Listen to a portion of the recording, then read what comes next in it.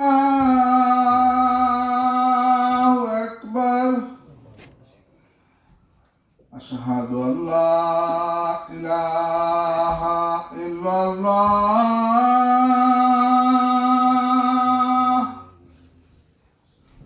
أشهد أن لا إله إلا الله.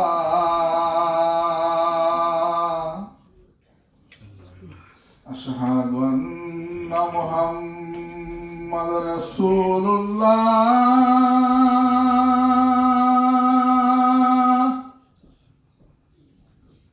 أشهد أن محمد رسول الله. حي على الصلاة.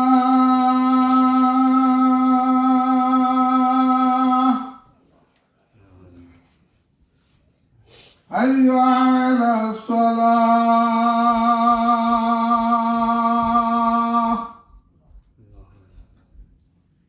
حي على الفلاح.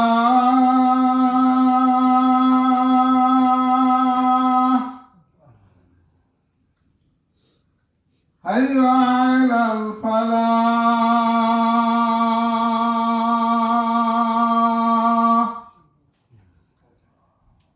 الله أكبر. الله أكبر. لا إله إلا الله. اللهم رب هذه الدعوة التامة والصلاة القائمة على محمد رسول الله.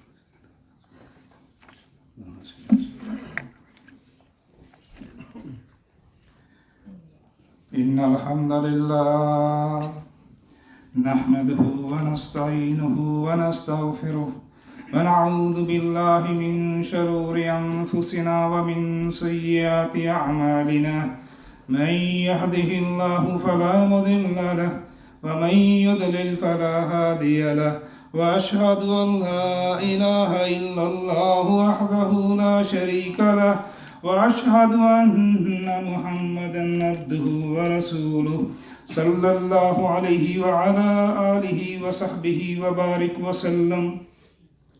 يا أيها الذين آمنوا اتقوا الله حق تقاته ولا تموتن إلا وأنتم مسلمون. يا أيها الناس اتقوا ربكم الذي خلقكم من نفس واحدة وخلق منها زوجها وبث منهما رجالا كثيرا ونساء. واتقوا الله الذي تساءلون به والأرحام إن الله كان عليكم رقيبا.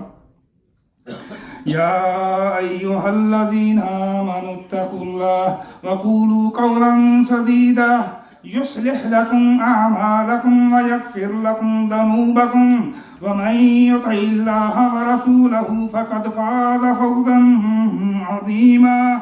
رب اشرح لي صدري ويسر لي أمري واحلل عقدة من لساني يفقهوا قولي. ربي أعوذ بك من همزات الشياطين.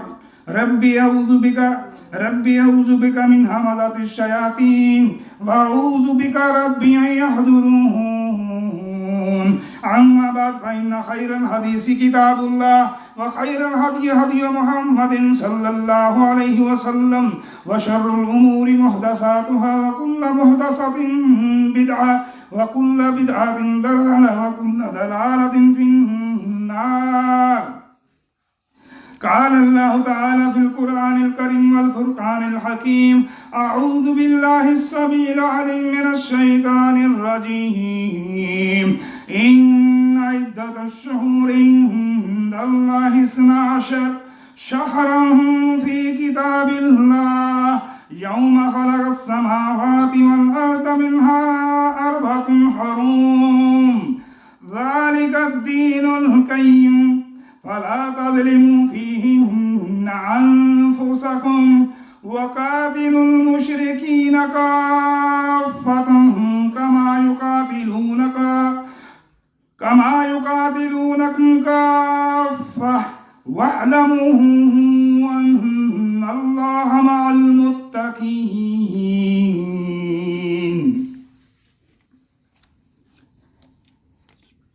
رب تعالیٰ نے جب سے زمین و آسمان کو پیدا کیا تب سے ہی سال کے 12 مہینے مقرر کیے۔ ان 12 مہینوں میں 4 حرمت والے مہینے مقرر کیے، اور ان 4 مہینوں کے حوالے سے جو حرمت والے ہیں اللہ تعالیٰ نے اپنے بندوں کو ایک نصیحت کی ہے۔ وہ نصیحت کیا ہے؟ اللہ تعالیٰ ارشاد فرماتے ہیں فَلَا تَظْلِمُوا فِيهِنَّ أَنفُسَكُمْ، اپنی جانوں پر ظلم نہ کرو۔ ان 4 مہینے جو حرمت والے ہیں ان پر اپنی جانوں کے اوپر ظلم نہ کرو۔ ظلم و زیادتی، لڑائی جھگڑا نہ اپنے اوپر کرنا ہے، نہ کسی دوسرے پر کرنا ہے، نہ اس کا سبب بننا ہے۔ جب رب تعالیٰ نے حرمت والے مہینے ان کے بارے میں نصیحت کر دی کہ حرمت والے مہینوں کا خیال رکھنا ہے، تو ان مہینوں کا میرے مسلمان بھائیوں، میرے محترم بھائیوں، ان مہینوں کا ذکر بھی ہونا چاہیے تھا کہ یہ مہینے کون سے 4 مہینے ہیں جس پر ہم نے عمل کرنا ہے۔ رب تعالیٰ کا ایک انداز ہے، ہر مسئلے کو رب تعالیٰ نے کھول کر بیان کیا ہے۔ عبادات کا کوئی بھی مسئلہ ہے، کوئی بھی جز ہے، اس کو رب تعالیٰ نے کھول کر بیان کیا، واضح بیان کیا، لیکن کس انداز کے ساتھ؟ ایک حصہ اپنی کلام کے اندر بیان کیا، ایک حصہ اپنے نبی کی زبان سے بیان کیا۔ نماز کو دیکھ لیجئے، قرآن مجید کے اندر اپنی کلام کے اندر رب تعالیٰ نے کیا کہا کہ نماز کو قائم کرو۔ ایک حصہ بیان ہو گیا کہ نماز کو قائم کرنا ہے۔ اب نماز کس چیز کا نام ہے؟ جھکنا ہے، لیٹنا ہے، سونا ہے، کس چیز کا نام ہے نماز؟ اس کا دوسرا حصہ نبی علیہ السلام کی زبان مبارک سے بیان کیا۔ اللہ تعالیٰ نے بیان کر دیا کہ سال کے 12 مہینے ہیں، اس میں 4 حرمت والے مہینے ہیں۔ ان 4 مہینوں کے اوپر ظلم و زیادتی، لڑائی جھگڑا اپنے آپ کو روک کر رکھنا ہے۔ یہ 4 مہینے کون سے ہیں؟ یہ 4 مہینے رب تعالیٰ نے اپنے نبی کی زبان سے بیان کر دی۔ رب تعالیٰ اپنے بندوں کو ایک پیغام دینا چاہتا ہے۔ وہ کیا پیغام ہے؟ جس طرح زندہ رہنے کے لیے پیدا ہونے سے لے کر مرنے تک تم ہر مسئلے کے اوپر میری کلام کے محتاج ہو، اسی طرح میرے نبی کی کلام کے بھی محتاج ہو۔ یہ رب تعالیٰ اپنے بندوں کو واضح کرنا چاہتا ہے۔ یہاں پر ایک اور نقطہ بھی واضح کرتے جاؤں۔ جن لوگوں کا ایک فلسفہ ہے کہ ہمارے لیے قرآن کافی ہے، ایسے لوگ موجود ہیں، کلمہ پڑھنے والے ہیں، اپنے آپ کو مسلمان کہتے ہیں، اور کہتے کیا ہیں کہ ہمارے لیے قرآن کافی ہے۔ ایسے لوگوں سے سوال ہے، لمحہ فکری ہے ان کے لیے، یہ 4 مہینے قرآن مجید سے ثابت کر کے بتائیں کہ وہ 4 مہینے جس پر ہم نے عمل کرنا ہے وہ 4 مہینے کون سے ہیں؟ نہیں لا سکتے میرے مسلمان بھائیوں۔ اور ایسے لوگوں کو دعوت فکر ہے کہ منکر حدیث کا یہ فتنہ اپنی ان حرکتوں سے باز آ جائے۔ جب تک آپ نبی علیہ السلام کے سامنے نہیں جھکیں گے، ان کی طرف رجوع نہیں کریں گے، آپ قرآن مجید کو نہیں سمجھ پائیں گے۔ وہ 4 مہینے اللہ تعالیٰ نے اپنے نبی کی زبان سے بیان کر دیے کہ یہ 4 مہینے کون سے ہیں۔ یہ 4 مہینے سال کے 12 مہینے، ان میں 4 حرمت والے مہینے ذی القعدہ، ذی الحجہ اور محرم الحرام، اور 4تھا مہینہ رجب ہے جس میں آج ہم گزر رہے ہیں۔ یہ حرمت والے مہینے کیوں ہیں میرے مسلمان بھائیوں؟ ان کا شان اور مقام ان کے لیے اتنا ہی کافی ہے کہ اللہ تعالیٰ نے قرآن مجید کے اپنی کلام کے اندر بیان کر دیا کہ یہ 4 حرمت والے مہینے ہیں۔ لہٰذا ایک مسلمان کا اس کے ایمان سے تقاضا کرتا ہے کیا मसले की समझ आए या ना आए, उस पर ईमान लाया जाए। और यह सिफ्त किसकी है? सूरत बकरा की इब्तदाई आयात के अंदर अलिफ लाम मीम ज़ालिकल किताबु ला रैब फीहि हुदल लिल मुत्तकीन अल्लज़ीना युमिनूना बिल गैब। मोमन की सिफात अल्लाह ताला ने सूरत बकरा की इब्तदाई आयात में बयान की कि वो गैब के ऊपर ईमान लाते हैं। मसले की समझ आए ना आए, ईमान लाया जाए। इन महीनों में अपनी जानों पर जुल्म करने से क्या मुराद है मेरे मुहतरम? इसको यूं समझिए, इस नुक्ते को किस तरह समझना है। कोई शख्स मेरे भाइयों आपके ऊपर नुकसान आपको पहुंचाने की कोशिश करता है, आपको मारने की कोशिश करता है, लड़ाई झगड़ा करने की कोशिश करता है, जुल्म ज्यादती करने की कोशिश करता है, गाली गलौज पर आ जाता है। मेरे मुसलमान भाइयों, अल्लाह ताला ने, शरीयत इस्लामिया ने हमें इस बात का हक दिया है, जितना कोई जुल्म आप पर करता है उतना आप उसका हक रखते हैं जवाब देने का। कोई थप्पड़ मारे, आपको थप्पड़ मारने का हक है, शरीयत आपको इजाजत देती है। इस नुक्ते को किस तरह समझना है कि अपनी जानों पर जुल्म नहीं करना। मेरे भाइयों, सूरत नहल के अंदर क्या इरशाद फरमाता है अल्लाह ताला इरशाद फरमाते हैं कि तुम बदला ले। वो बदला लेने का आपके पास हक है आपके पास, लेकिन अगर तुम सब्र करो तो सब्र करने वाला जो है वो ज्यादा बेहतर है। कि ये जो जुल्म ज्यादती आप पर हो रही है, इसके ऊपर अगर कोई शख्स जुल्म ज्यादती को बर्दाश्त करता है, उसको उस पर सब्र करता है, ये इसका मतलब है कि इन 4 महीनों के ऊपर, इन 4 महीनों में आपने अपने ऊपर और दूसरों के ऊपर भी जुल्म ज्यादती नहीं करनी, ना इस चीज का सबब बनना है। इसका यह मतलब है कि अगर कोई कर भी जाए तो उस पर सब्र करना है, और सब्र के अल्लाह के यहाँ कितना बड़ा अजर है मेरे भाइयों, एक अलग से मौजू है।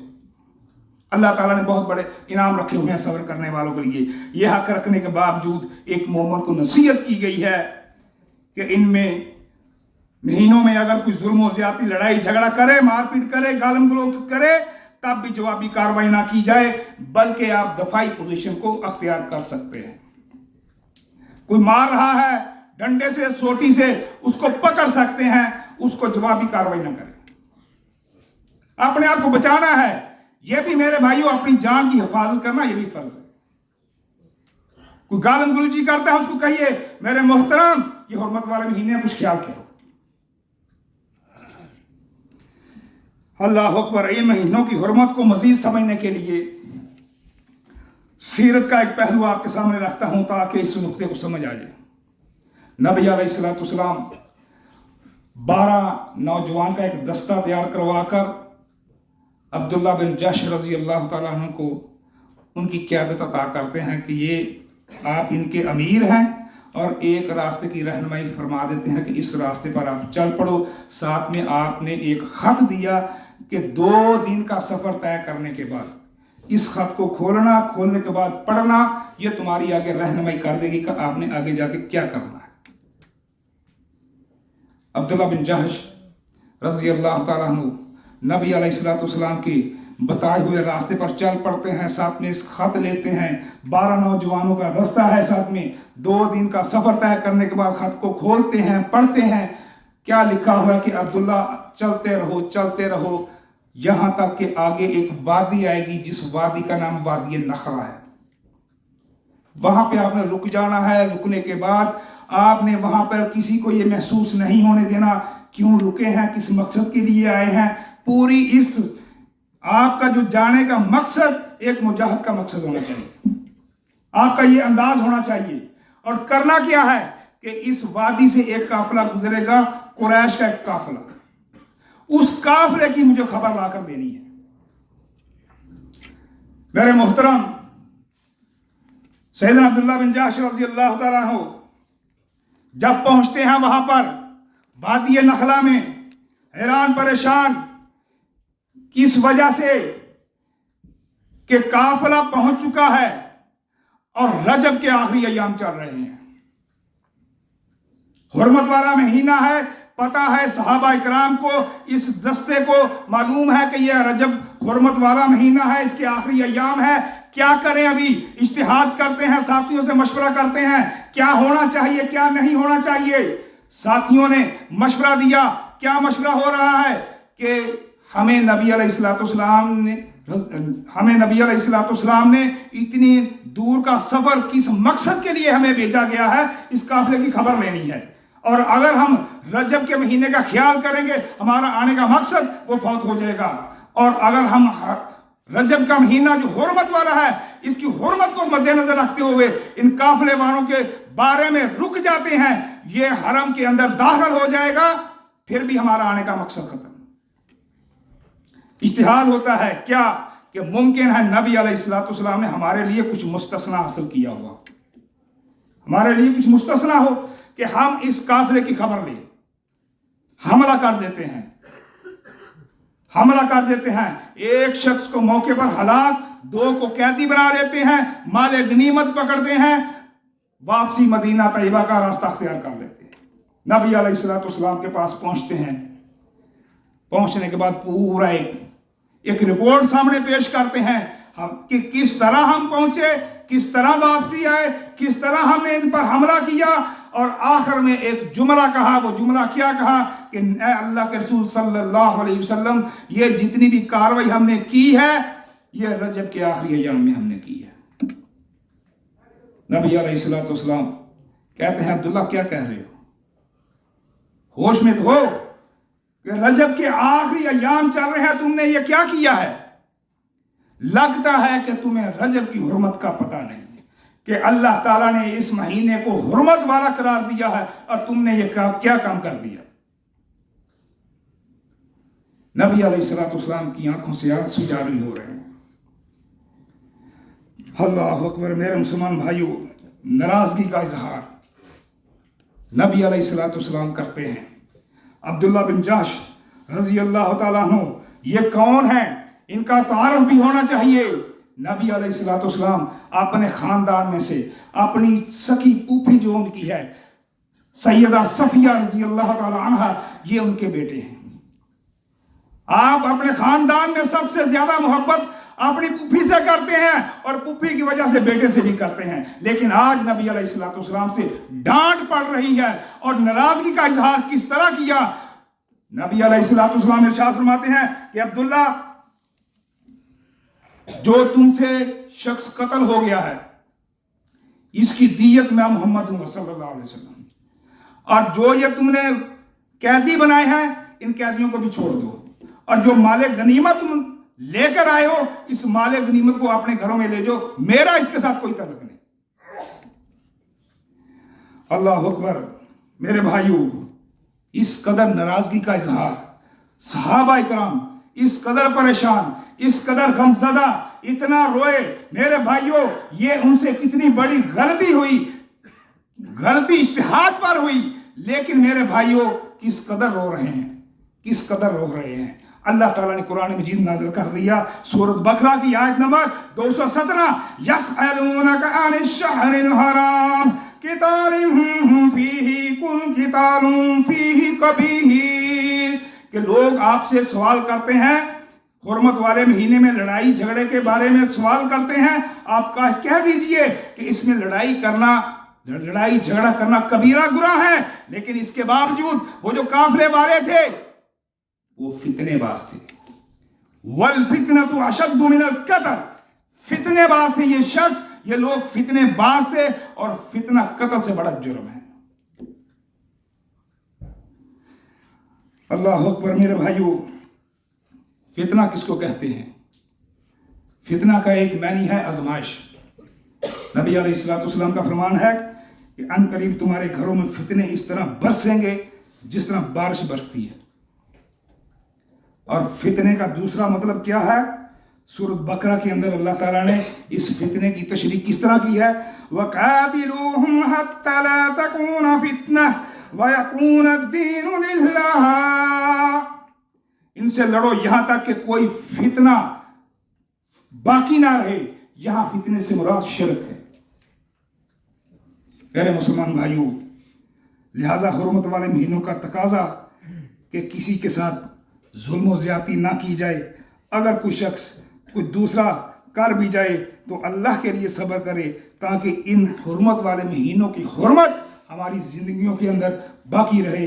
اقول قولی ھذا واستغفر اللہ من کل ذنب فاستغفروا انہ هو الغفور الرحیم.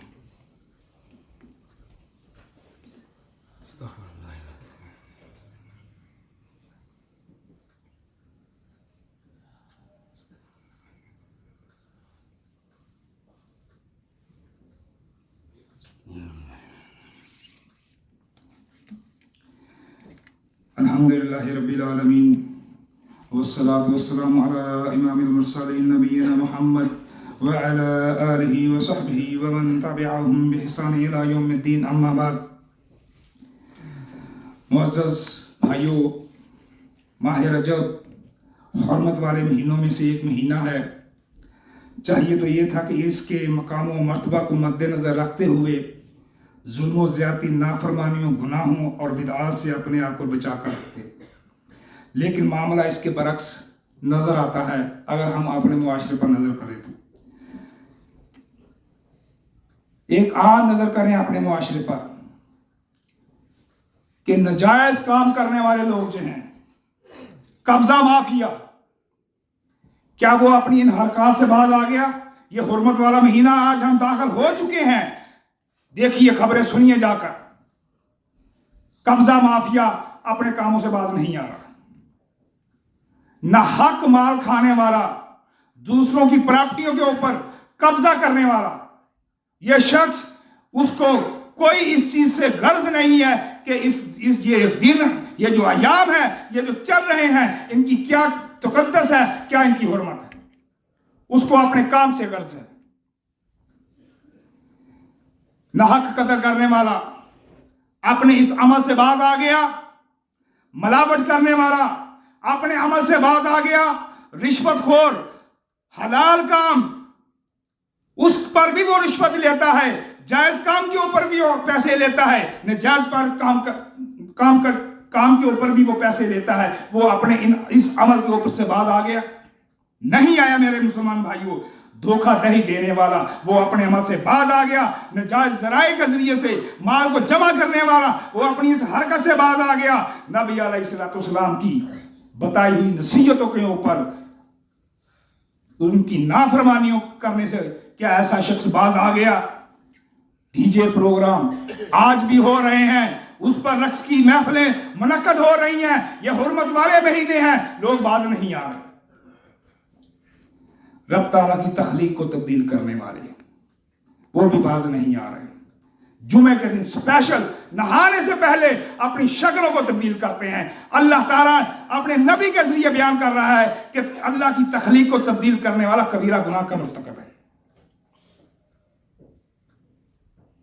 عورتوں کے چہرے پر اللہ تعالیٰ نے داڑھی نہیں رکھی، مردوں کے چہرے پر اللہ تعالیٰ نے داڑھی کو مزین کیا ہے. اور مرد حضرات کیا کر رہے ہیں؟ عورتوں جیسی شکلوں کو اختیار کرتے ہیں. ظلم و زیادتی ہے یہ بھی اپنے اوپر. یہ شکل ہے ظلم و زیادتی کی. ظلم و زیادتی کی ایک شکل یہ بھی ہے دین کے اندر اضافہ کرنا. یہ بھی ظلم و زیادتی کی ایک شکل ہے. بدعات کو ایجاد کرنا، ان بدعات کو دین کا حصہ بنا کر اس پر عمل کرنا. رجب کے مہینے میں عمرے کی فضیلت بیان کی جاتی ہے. اس پر لوگوں نے کتابیں لکھ دی. رجب کے مہینے میں عمرہ کرنے کا اجر و ثواب کتنا ہے وہ لوگوں نے بیان کیا. جہاں میرے بھائیوں من گھڑت روایات وہ اس کو جمع کیا گیا. اللہ اکبر. اور کیا کہا گیا؟ ماہ رجب کے اندر کیا ہوا عمرہ اس کا اجر اور ثواب 1000 عمرے کرنے سے بہتر ہے. اتنا اس کا اس رجب کے مہینے میں عمرہ کرنے کا جو اجر و ثواب وہ کتابوں کے اندر لوگوں نے لکھا. میرے بھائیوں اس بات کو ذہن نشین کر لیجئے، سال کے 12 مہینوں میں نیکی کے عمل اللہ تعالیٰ نے بیان کر دیے. عمرہ کسی بھی مہینے میں کرے ماں سوائے رمضان کے. اجر و ثواب کے لحاظ سے برابر ہے۔ رمضان کو ایک الگ سے مقام فضیلت حاصل ہے۔ نبی علیہ الصلوۃ والسلام ارشاد فرماتے ہیں رمضان المبارک میں اگر کسی شخص نے عمرہ کیا اس کا اجر و ثواب کتنا ہے؟ ایسا شخص جس نے میرے ساتھ حج کیا ہوا ہے ایسے شخص کو اتنا اجر دے دیا جاتا ہے۔ یہ ایک رمضان کی الگ سے فضیلت ہے۔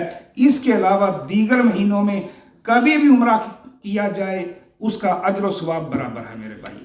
ہاں یہ ہے کہ انسان کے اپنے اندر تقویٰ کتنا ہے، اس تقوی کے لحاظ کے ساتھ وہ اجر لے کے جاتا ہے۔ وہ نبی علیہ الصلوۃ والسلام کی آپ نے حدیث سنی ہوگی کہ کچھ نمازی جب مسجد سے نکلتے ہیں کچھ بھی حاصل کر کے نہیں جاتے، حالانکہ نماز پڑھ کے جا رہے ہیں۔ کچھ کو اس نماز سے 10%، کسی کو 20%، کسی کو 30%، کسی کو 40% وہ اجر دیا جاتا ہے، کیونکہ اس کا تقویٰ کتنا ہے، وہ نماز کے اندر کتنا اپنے آپ کو اس نے خشوع خضوع کو قائم کیا، اس حساب سے اجر و ثواب دیا جاتا ہے۔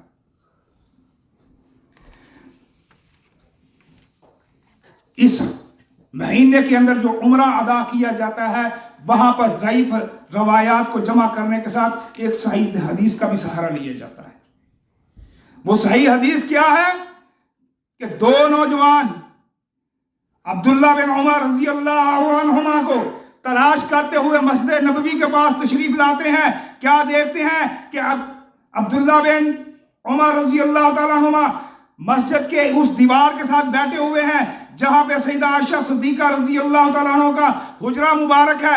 وہ اس جگہ پر بیٹھے ہوئے ہیں جہاں پہ اوپر ایک ونڈو ہے، ایک کھڑکی ہے، اس پر کپڑا لٹکا ہوا ہے۔ یہ دو نوجوان پہنچتے ہیں۔ یہ دو نوجوان کون ہیں میرے بھائیوں؟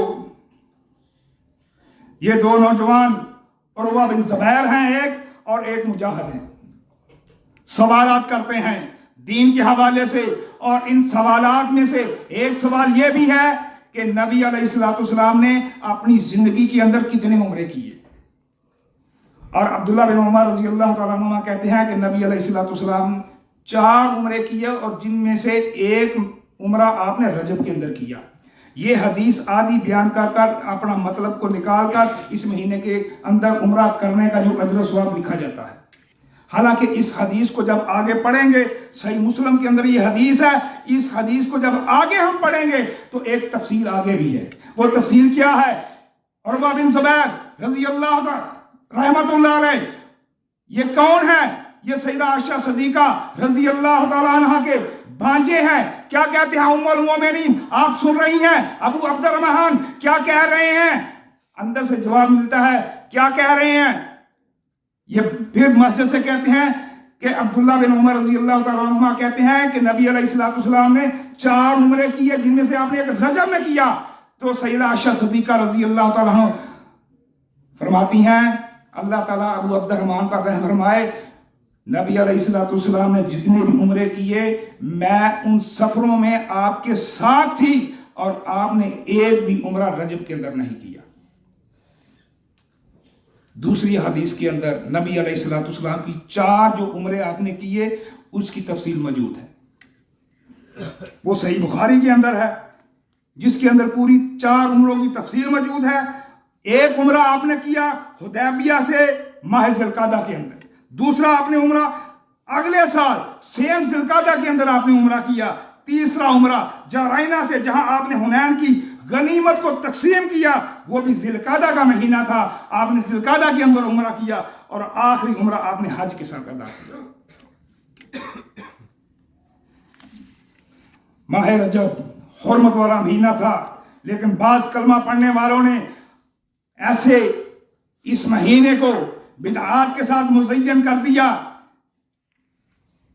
کہیں معراج کی رات کا تعین کر کے اس رات کو عبادت کے لیے مخصوص کر دیا، کہیں لکھوی روزہ متعارف کروایا، کہیں ہزاروی روزہ متعارف کروایا، کہیں صلاۃ الرغائب وہ متعارف کروائی گئی، کہیں جشن معراج متعارف کروایا گیا، کہیں کنڈوں پونڈوں کو متعارف کروایا گیا۔ کلمہ پڑھنے والوں نے اس مہینے کے ساتھ کیا حال کیا ہے بدعات کے ساتھ۔ میرے مسلمان بھائیوں، جن راتوں کو یا دنوں کی رب تعالیٰ کو عبادت مطلوب تھی، اللہ تعالیٰ نے اس کو بیان کر دیا، اس میں کسی کا کوئی اختلاف نہیں۔ لیلۃ القدر اللہ تعالیٰ کو اس رات کی عبادت مطلوب تھی، اللہ تعالیٰ نے بیان کر دیا کہ اس رات کو رمضان کے آخری عشرے کے تاک راتوں میں اس کو تلاش کرو، ساتھ ہی اس کے رات کے اندر جس نے عبادت کی اس کے لیے کیا انعامات ہیں اللہ تعالیٰ نے بیان کر دیے۔ ذی الحجہ کے ابتدائی ایام جو ہیں اللہ تعالیٰ کو عبادت مطلوب تھی، اللہ تعالیٰ نے بیان کر دیے اپنے نبی کے ذریعے کہ یہ جو ایام ہے، یہ جو عشرہ ذی الحجہ ہے، اس کے اندر کوئی عمل اللہ تعالیٰ کے ہاں فضیلت والا نہیں۔ اللہ تعالیٰ نے بیان کر دی کہ اس عشرے کے اندر اللہ تعالیٰ کو جو مطلوب تھی عبادت اللہ تعالیٰ نے بیان کر دی، اور جن راتوں کی یا دنوں کی عبادت اللہ تعالیٰ کو مطلوب نہیں تھی، اللہ تعالیٰ نے اس عمل کو لوگوں کو ذہنوں سے نکال دیا، اس عبادت کو، اس دن کو، اس رات کو، اس مہینے کو اللہ تعالیٰ نے لوگوں کے دماغوں سے نکال دیا۔ معراج کے حوالے سے دیکھ لیں میرے مسلمان بھائیوں، ہر شخص ایک الگ بات کرتا ہے، اس پر اختلاف شدید پایا جاتا ہے۔ اس کے باوجود میرے مسلمان بھائیوں، بدعات لوگ معراج کی رات متعین کر کے لوگوں کو ترغیب دیتے ہیں کہ وہ اس رات کو منتخب کر کے اس رات کی عبادت کریں۔ دراصل ایسے لوگ چاہتے ہیں کہ معراج کا جو مقصد تھا وہ لوگوں سے چھین لیا جائے، لوگوں کو ذہنوں سے نکال دیا جائے۔ معراج کا ایک مقصد تھا، وہ مقصد کیا ہے میرے مسلمان بھائیوں؟ معراج کا ایک مقصد ہے، امت آج اس کو فراموش کیے ہوئے ہے۔ وہ مقصد کیا ہے؟ جس نے اللہ تعالیٰ کی اطاعت کی، اس کے رسول کی اطاعت کی۔ اللہ تعالیٰ نے اپنے نبی کو معراج کروایا، دکھایا، بتایا کیا انعامات فرما برداروں کے لیے، نافرمانوں کے لیے اللہ تعالیٰ نے کس قدر عذاب تیار کر رکھا ہے۔ میرے مسلمان بھائیوں، نماز معراج کا تحفہ ہے، آج ہمارا اس پر کیا عمل ہے؟ ہم نے اس تحفے کی کیا قدر کی ہے؟ غیبت کتنا بڑا جرم ہے، کتنا بڑا گناہ ہے، ہم اس کو معمولی سمجھتے ہیں۔ نبی علیہ الصلوۃ والسلام کو معراج پر بلا کر دکھایا گیا غیبت کرنے والوں کا انجام کیا ہے۔ لوگوں کے جو ناخن ہیں یہ تانبے کے ناخن ہیں، ان ناخنوں کے ساتھ وہ اپنے چہرے کو نوچتے ہیں، اپنے سینوں کو نوچ رہے ہیں۔ معراج کا ایک مقصد تھا، فرما برداروں کے لیے انعامات نبی علیہ الصلوۃ والسلام نے آ کر بیان کر دیے، نافرمانوں کے لیے کیا عذاب اللہ تعالیٰ نے تیار کر رکھا ہے نبی علیہ الصلوۃ والسلام نے آ کر بیان کر دیے۔ معراج کا یہ مقصد تھا، لیکن آج ہم نے معراج کو ایک ایسی رات بنا دیا ہے کہ جس پر ایک ہی رات کے اوپر کچھ مخصوص عبادت کر کے بس بری زمہ ہو جاتے ہیں ہم لوگ، جبکہ معراج کا مقصد اپنی پوری زندگی کے اوپر نافذ کرنا تھا۔ اللہ اکبر۔ دعا ہے اللہ تعالیٰ سے سمجھ کر عمل کی توفیق عطا فرمائے۔ وقال اللہ تعالیٰ فی القرآن الکریم والفرقان الحکیم اعوذ باللہ السمیع العلیم من الشیطان الرجیم ان اللہ وملائکتہ یصلون علی النبی یا ایہا الذین آمنوا صلوا علیہ وسلموا تسلیما اللہم صل علی محمد وعلی آل محمد کما صلیت علی ابراہیم وعلی آل ابراہیم انک حمید مجید اللہم بارک علی محمد وعلی آل محمد کما بارکت علی ابراہیم وعلی آل ابراہیم انک حمید مجید اللہم اعز الاسلام والمسلمین وعذل الشرک والمشرکین ودمر اعداء الدین واجعل هذا بلدا آمنا مطمئنا وسائر البلاد المسلمين اللهم اغفر للمؤمنين والمؤمنات والمسلمين والمسلمات واصلح ذات بينهم وألف بين قلوبهم واجعل في قلوبهم الإيمان اللهم حسبنا حسابا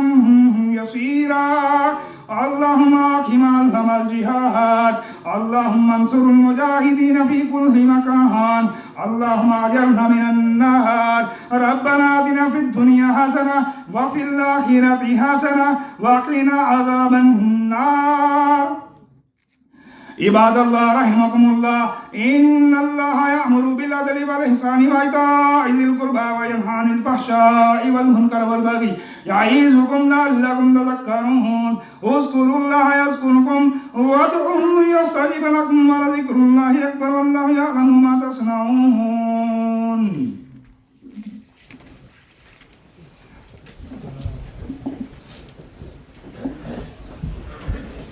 اللہ اکبر اللہ اکبر.